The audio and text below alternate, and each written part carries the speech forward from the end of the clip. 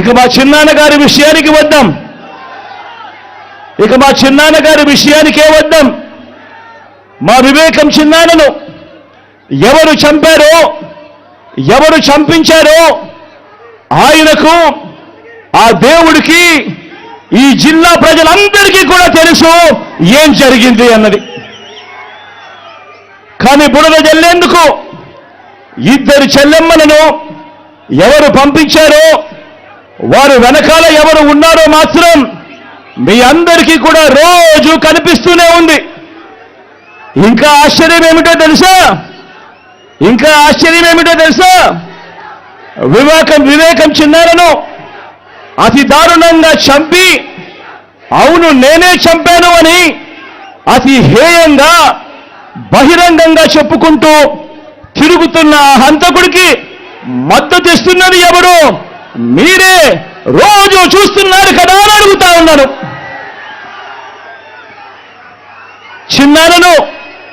చిన్నారను అన్యాయంగా ఎమ్మెల్సీ ఎన్నికల్లో ఓడించిన వారితోనే, సంఖ్యాబలం లేకపోయినా కూడా ప్రలోభాలతో, అధికార బలంతో ఓడించిన వారితోనే ఈరోజు చట్టా పట్టాలు వేసుకొని తిరుగుతా ఉన్నారు అనంటే దానికి అర్థమేమిటి అని చెప్పి ఈ సందర్భంగా అడుగుతా ఉన్నా.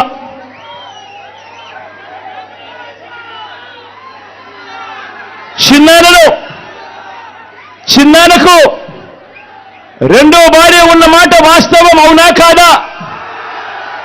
ఆ రెండో భార్యతో తనకు సంతానం ఉన్న మాట వాస్తవం అవునా కాదా? అవినాష్ అక్కడికి ఎవరు ఫోన్ చేస్తే వెళ్ళాడు వంటి అనేక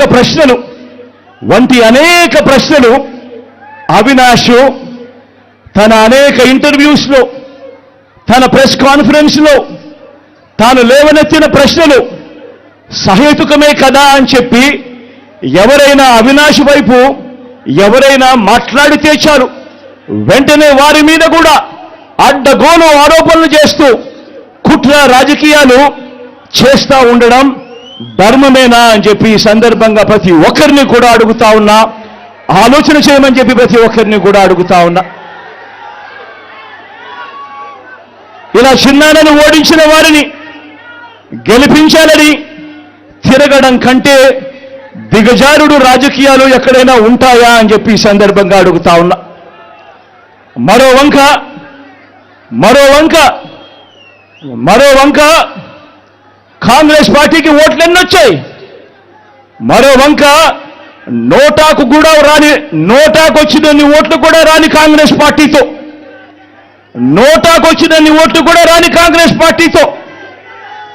రాష్ట్రాన్ని విడగొట్టిన కాంగ్రెస్ పార్టీతో, ప్రత్యేక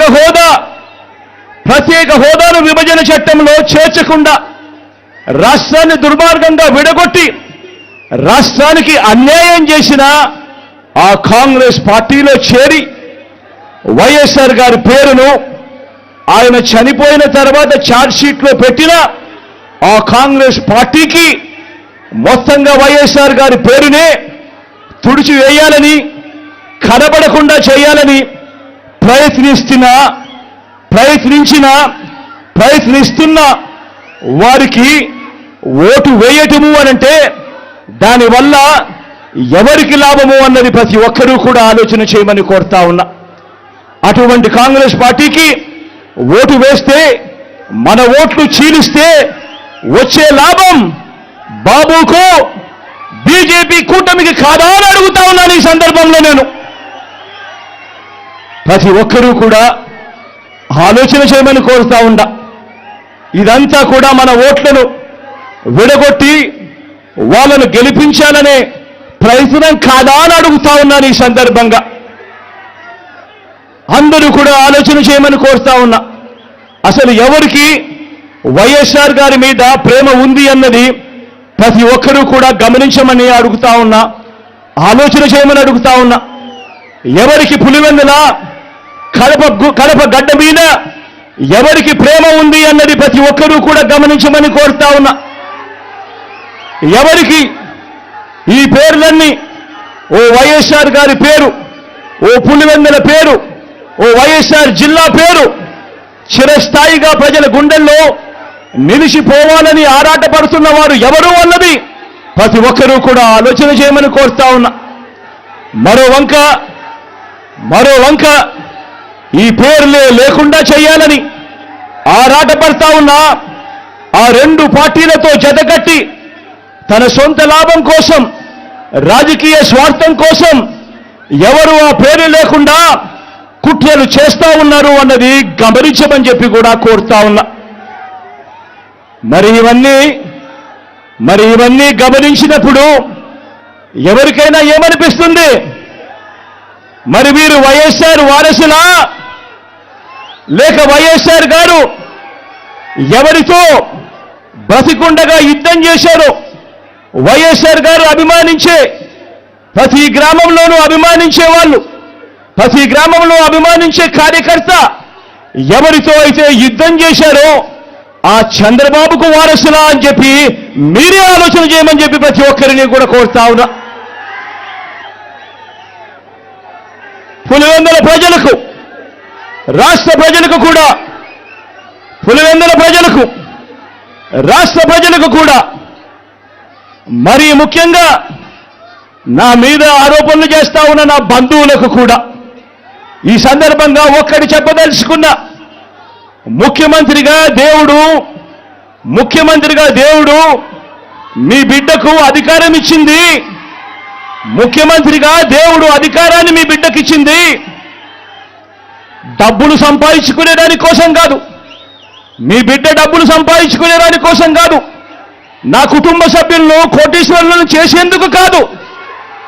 ఆ దేవుడు మీ బిడ్డకు ఈ ముఖ్యమంత్రి పదవి ఇచ్చింది పేదలందరికీ మంచి చేసేందుకు, ఆ పేదలకు మేలు చేసేందుకు దేవుడు ఈ అధికారాన్ని మీ బిడ్డకిచ్చాడు, మీ జగన్కి ఇచ్చాడు.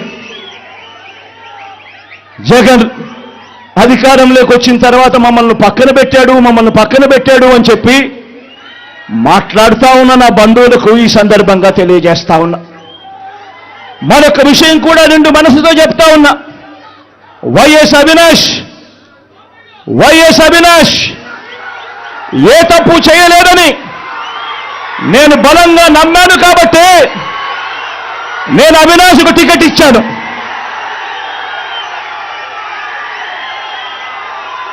ఈరోజు అవినాష్ అడిగిన ప్రశ్నలకు సరైన సమాధానాలు చెప్పలేని వీరంతా చిన్న పిల్లాడైనా అవినాష్ను దూషించడం, అవినాష్ను తెరమరుగు చేయాలనుకోవడం ఎంతటి దారుణమైన కార్యక్రమం అన్నది ప్రతి ఒక్కరూ కూడా గమనించమని అడుగుతా ఉన్నా. మా అందరికన్నా చాలా చిన్నోడు అవినాష్, చాలా చిన్న పిల్లోడు. అటువంటి పిల్లోని జీవితం నాశనం చేయాలని చెప్పి నిజంగా ఇంత పెద్ద వాళ్ళందరూ